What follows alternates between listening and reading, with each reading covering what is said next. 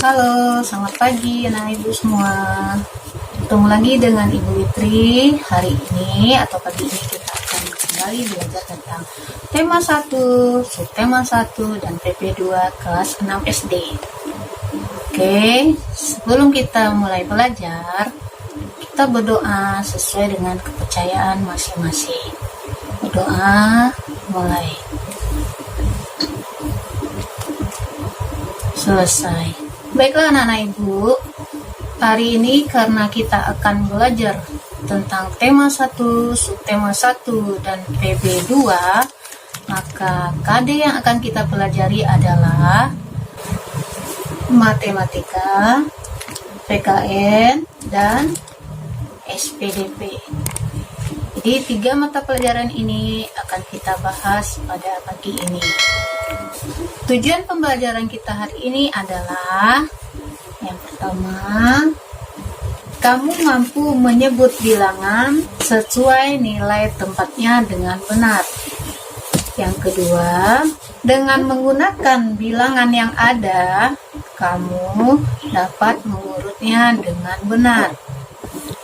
Yang ketiga, kamu bisa mencari atau melihat penerapan sila-sila Pancasila, yaitu sila pertama dan sila kedua dalam kehidupan sehari-hari. Nah, nanti kamu dapat memberi contoh apa saja sikap sehari-hari kita yang cocok atau yang mengandung makna sila pertama dan kedua dari Pancasila. Tujuan pelajaran kita selanjutnya adalah kamu mampu membuat atau memperhatikan patung-patung yang ada di sekelilingmu atau di Indonesia, dan kamu juga mampu membuat patung dari bahan yang ada di sekitarmu.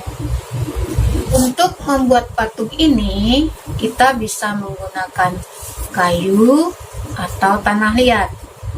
Namun, pada pembelajaran kali ini, kita akan belajar menggunakan plastisin, yaitu berbahan dasar tepung terigu. Baiklah anak-anak ibu semua, sebelum kita lanjutkan kembali pelajaran, anak-anak ibu bisa membaca bukunya terlebih dahulu halaman 17, yaitu Ayo Membaca. Silakan anak-anak ibu membaca wacana yang ada di halaman 17. Nah, dari wacana yang telah kita baca tadi, di situ dijelaskan bahwa ada 4 negara yang menggunakan bawang merah terbanyak di dunia, yaitu Indonesia, Malaysia, Thailand, dan Filipina.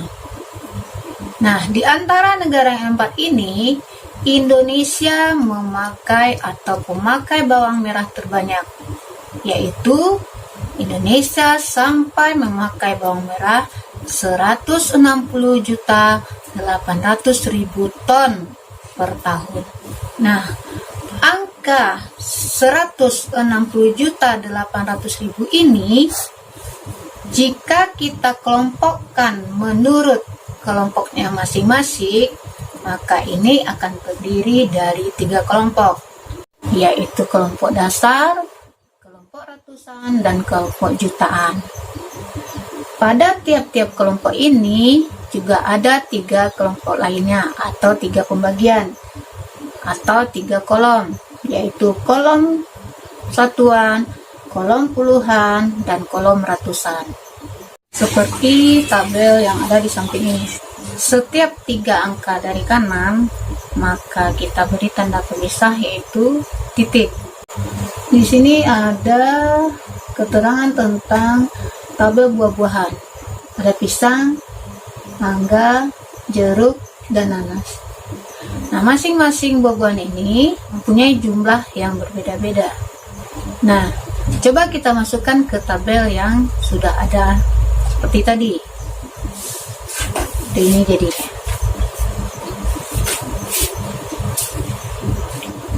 Tabel ini bisa kita urutkan dari yang terbesar hingga yang terkecil. Untuk mengurutkannya dari yang terbesar, maka kamu harus memperhatikan angka pertama dari sebelah kiri.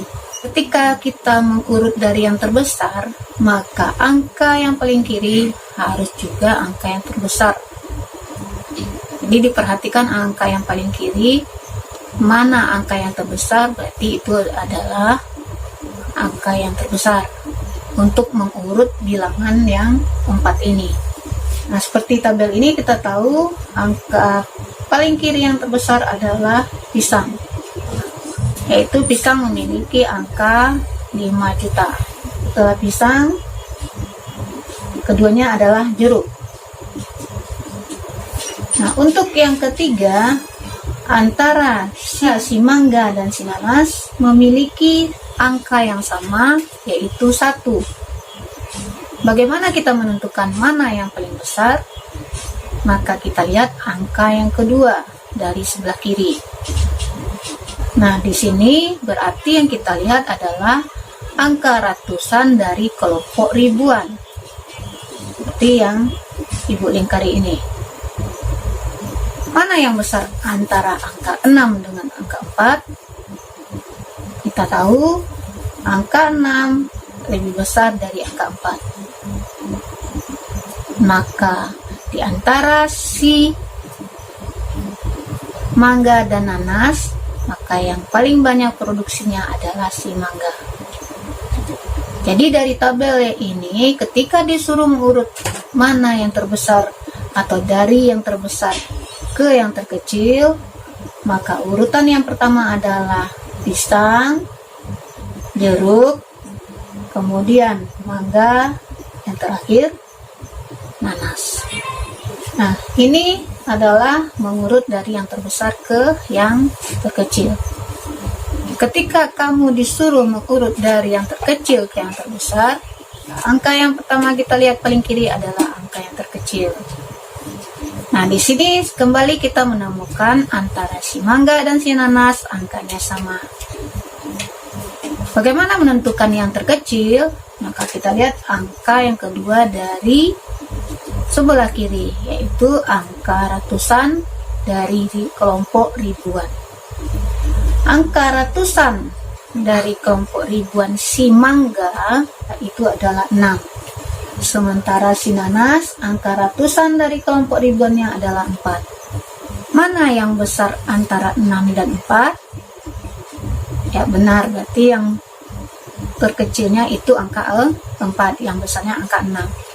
Karena sekarang kita mengurut dari yang terkecil ke yang terbesar, maka angka yang terkecil adalah 4. Maka dari tabel ini, ketika Ananda disuruh mengurut dari yang terkecil ke yang terbesar, jawaban pertama kita adalah nanas, yang kedua mangga, yang ketiga jeruk, dan yang terakhir pisang.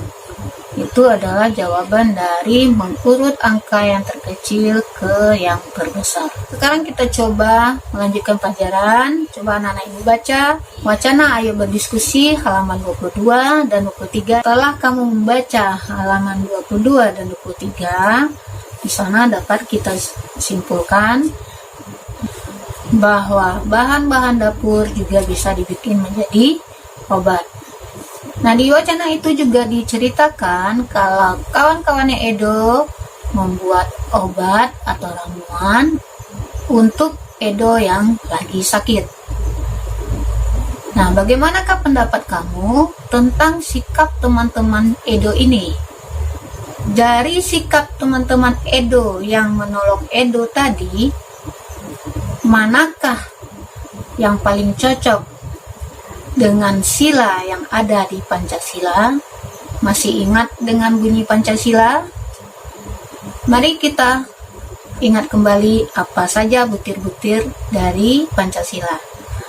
Yang pertama, ketuhanan yang Maha Esa.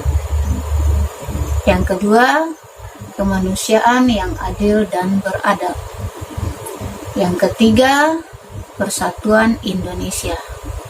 Yang keempat, kerakyatan yang dipimpin oleh hikmat kebijaksanaan dalam permusyawaratan perwakilan. Serta yang kelima, keadilan sosial bagi seluruh rakyat Indonesia. Nah, dari 5 sila Pancasila ini,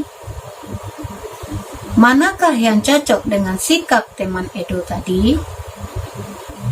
Sikap teman-teman Edo tadi bisa kita masukkan ke sila pertama, yaitu ketuhanan yang Maha Esa, dengan nilainya yang terkandung yaitu saling menghargai sesama umat beragama. Bisa juga kita ambil atau kita masukkan ke sila kedua, yaitu solidaritas atau tolong-menolong sesama umat manusia.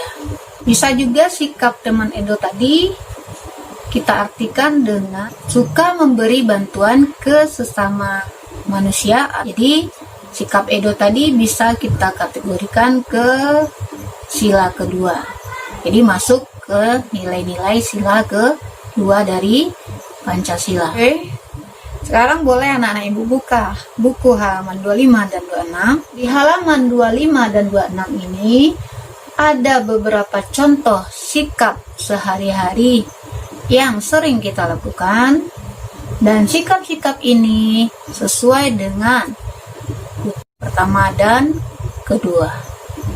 Baiklah, tadi kita sudah menghitung atau kita sudah tahu bahwa Indonesia mempunyai kebutuhan atau paling banyak menggunakan bawang merah. Dan kita juga sudah lihat tadi tabel dari penghasilan buah-buahan atau produksi dari buah-buahan. Nah, tadi kita sudah tahu kalau teman-teman Edo membuatkan minuman jahe untuk Edo yang lagi sakit. Tumbuhan-tumbuhan ini tidak saja bermanfaat buah dan bunganya, tetapi batang kayunya juga berguna. Banyak batang kayu dari pohon-pohon yang besar banyak dijadikan patung oleh tukang ukir. Nah, di Indonesia ini banyak sekali kita temukan patung-patung. Untuk sekarang, kita coba membuat patung menggunakan bahan yang ada di dapur.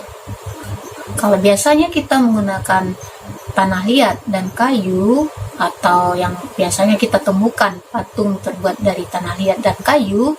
Nah, untuk sekarang anak-anak ibu belajar membuat patung menggunakan bahan-bahan yang ada di dapur, seperti tepung terigu dan lain-lain. Baiklah anak ibu, coba anak ibu buka buku halaman 29.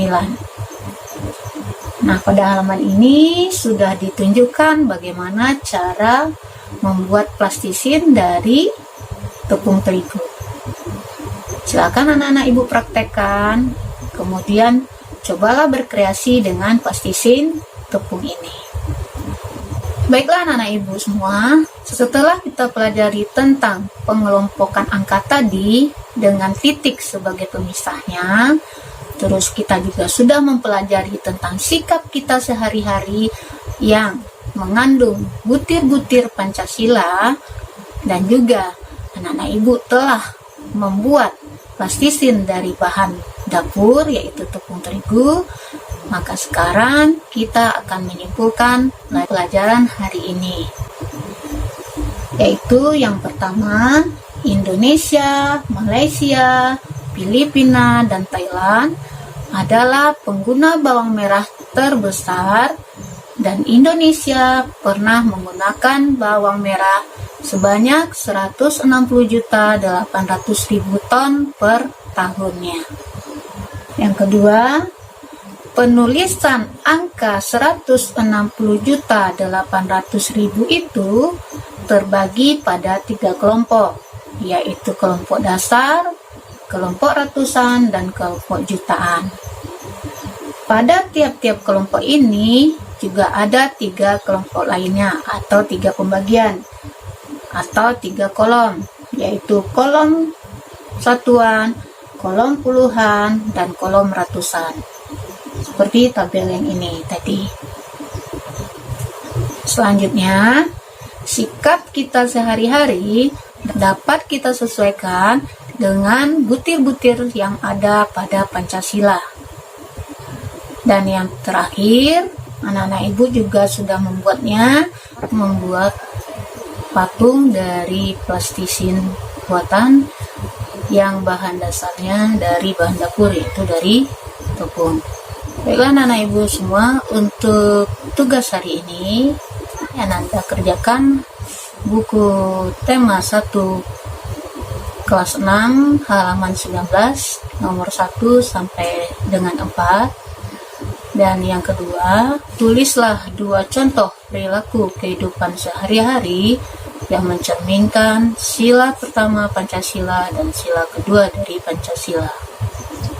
Untuk tugas ketiga, anak-anak ibu bisa mempraktekkan cara membuat plastisin buatan tadi yang berbahan dasar tepung terigu. Untuk membuat plastisin buatan tadi, Ananda bisa melihat caranya dan bahan-bahannya tadi pada buku anak-anak ibu halaman 29.